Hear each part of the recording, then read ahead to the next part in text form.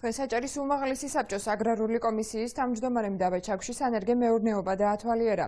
ანზორ თხილაიშვილმა აიპი აგროსერვის ცენტრის ცხათვის მუშაობის შესახებ ანგარიშიც მოისმინა.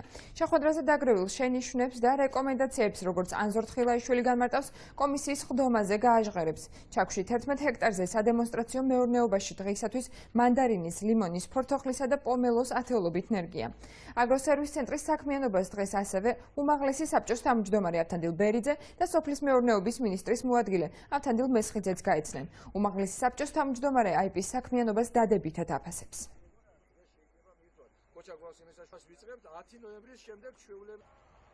გამსვლელ კომისიის ხდომას ვატარებთ ქობულეთის აგროსერვის ცენტრში.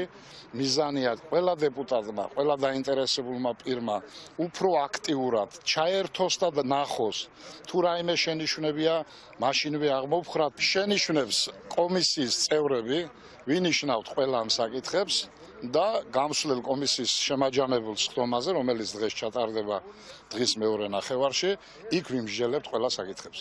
კმაყოფილი ვართ შედეგით იმისა, რომ აქ ძალიან ბევრი ჯიშია წარმოდგენილი, ყველა ჯიშს აქვს თავისი დადებითი და უარყოფითი და ჩვენი მიზანი რაც იყო, რომ გამოიკვეთოს პერსპექტიული, პროდუქტიული, უხმოსავლიანი ჯიშები, ამის შედეგის წინაშე ვდგევართ ახლა.